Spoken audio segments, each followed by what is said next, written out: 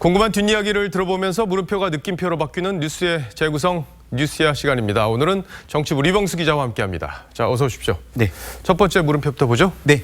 첫 번째 물음표는요. 황유 다음 주에 만난다입니다. 만난다. 네. 예. 자, 그렇지 않아도 보수통합이 되는 거냐 마는 거냐 이런 얘기가 지금 나오고 있어요.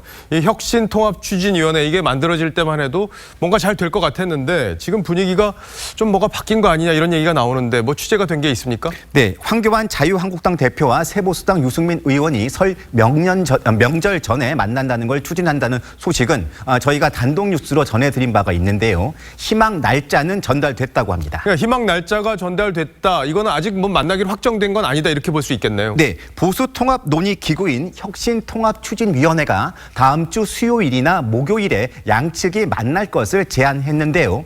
유승민 의원 측도 만남의 필요성에는 공감하고 있다고 합니다. 설 연휴 직전에 두 사람이 만나는 장면을 국민들에게 보여주고 보수통합이라는 화두를 설 밥상에 올리자는 취지입니다. 자, 그럼 얘기 들어보면 뭐 취지도 좋고 다 될 것 같은데 뭐가 문제길래 이게 지금 잘 안 되고 있는 거죠? 유승민 의원 측에서 조건을 제시하고 있습니다. 크게 두 가지인데요. 황 대표가 언급한 우리 공화당과의 연대 가능성을 거두라는 것이고요. 새로운 보수당이 요구한 한국당과의 당대당 통합 협상 제안을 황 대표가 수용하라는 겁니다. 황 대표는 일단 조건 없이 만나서 대화하자는 입장을 전했다고 하는데요. 관련해서 두 사람의 입장을 한번 들어보겠습니다. 새 집을 지으면 당연히 건물도 새 집 주인도 새 사람들이 되어야 하는 겁니다. 마음에 있는 분노들 좀 내려놓고 다 하나로 뭉치자. 하지만 한국당 지도부 일부와 혁통위 측은 유 의원이 통합에 진정성이 있는지 의문도 표하고 있습니다. 특히 최근 새보수당이 한국당과의 물밑 대화 라인도 끊은 점, 그리고 또 자신들도 참여하고 있는 혁통위를 부정하는 것은 이해할 수 없다는 입장입니다. 자, 그런데 이제 새보수당 내에서도 입장이 좀 정리가 덜 된 것 같다는 얘기들이 나오고 있잖아요. 그러니까 유승민 의원을 비롯한 일부 의원 또 그리고 정병국 의원을 비롯한 또 다른 의원들 목소리가 지금 다른 상황이다 이런 얘기가 나오고 있죠. 네. 크게 두 가지 방향으로 진행되고 있습니다. 우선 중도보수 통합 신당에 무소속인 원희룡 제주지사를 영입해서 당의 간판 중 하나로 내세우자는 겁니다.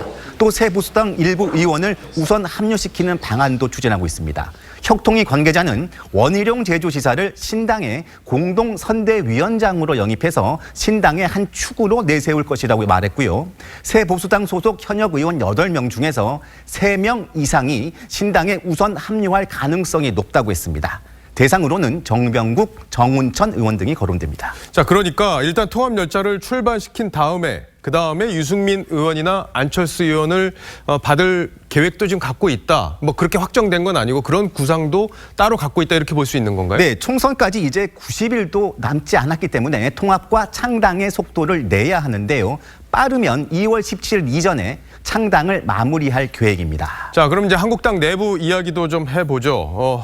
자유한국당의 지금 공천관리위원장으로 김형호 전 국회의장이 이제 결정이 됐는데 지금 대폭 물갈이를 하겠다 이런 얘기를 하고 있어요. 네, 김형호 위원장에게 취재를 직접 해봤습니다. 공천 물갈이의 핵심은 대구 경북 지역이었습니다.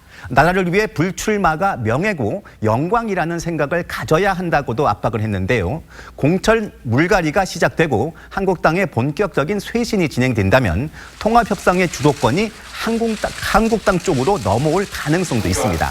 또 한국당이 얼마나 강도 높은 쇄신을 하느냐에 따라서 새 보수당과 개혁 보수 이미지를 놓고도 경쟁할 가능성도 거론됩니다. 그러니까 개혁의 이미지를 놓고 한국당과 새 보수당이 경쟁하는 상황, 이 상황이 온다면 또 새로운 변수가 되겠네요. 네네. 자, 첫 번째 물음표 정리를 해볼까요? 네, 첫 번째 물음표 황유 다음 주에 만난다의 느낌표는요. 통합 열차는 기다려주지 않는다로 하겠습니다. 예, 시간이 총선까지 얼마 안 남았습니다. 자, 두 번째 물음표로 가볼까요? 네, 두 번째 물음표입니다. 돌아온 안철수, 광주 먼저 가는 이유입니다. 안철수 전 국민의당 대표가 내일 귀국합니다. 1년 5개월 만인데요. 먼저 관련 영상부터 보고 이야기 나누시겠습니다.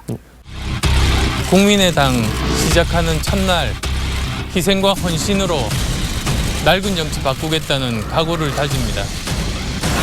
호남이 저를 불러내고 키워주셨습니다.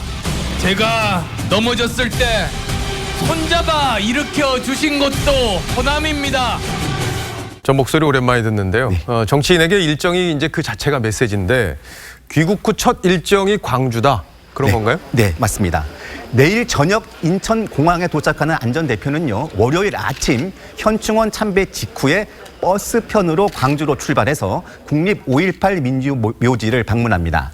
앞에서 보신 것처럼 안 전 대표의 국민의당 창당 후 첫 공식 방문지도 또 2017년 대선 첫 유세 지역도 모두 광주였습니다.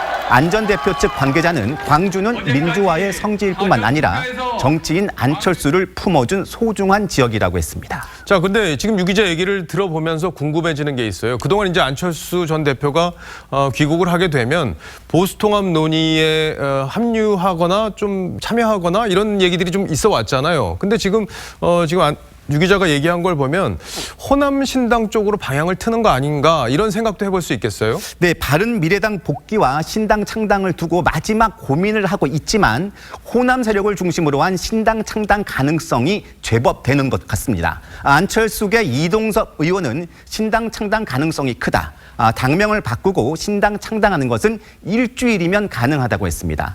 실제로 안 전 대표 측에서는 서울 신촌에 사무실을 꾸리고 신당 창당을 위한 실무 준비도 착수한 상황입니다. 하지만 바른미래당 손학규 대표와도 만날 예정인데요. 손 대표가 사퇴할 경우에 바른미래당에 복귀를 해서 재창당 가능성도 열려 있습니다. 근데 좀 의아하게 보이는 거는 안철수 전 대표와 안철수 대표를 따르는 의원들 그리고 받쳐주는 세력들 이분들이 좀 따로 움직이는 거 아닌가 이런 생각이 들어요. 왜냐하면 지금 한국당 쪽에서 안철수계 의원들을 접촉하고 있다 이런 얘기들이 계속 나왔었잖아요. 네, 맞습니다. 안 전 대표가 독자 노선을 계속 고집할 경우에 그를 따르는 세력들도 고민이 커질 수밖에 없는데요. 안 전 대표 측 관계자는 귀국 후에 한 달이 중요하다. 안 전 대표의 지지율이 오르지 않는다면 출마를 희망하는 비례대표 의원들부터 떨어져 나갈 것이라고 말했습니다. 결국에 조금 전에 저희가 이제 보수 통합 문제도 살펴봤었는데 이 보수 통합이 잘 돼서 쇄신이 잘 된다면 안철수 대표의 공간이 좀 줄어들 것 같고 그렇지 않다면 안철수 대표의 공간이 좀 넓어지지 않을까 이렇게 예상을 해볼 수 있겠네요. 네. 자, 두 번째 물음표 정리해 주시죠. 네, 돌아온 안철수 광주 먼저 가는 이유는요. 호남 사위 재기의 꿈으로 하겠습니다.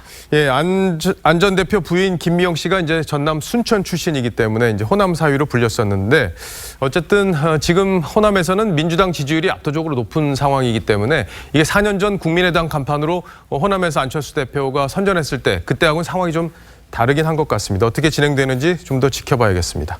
자, 유 기자 잘 들었습니다.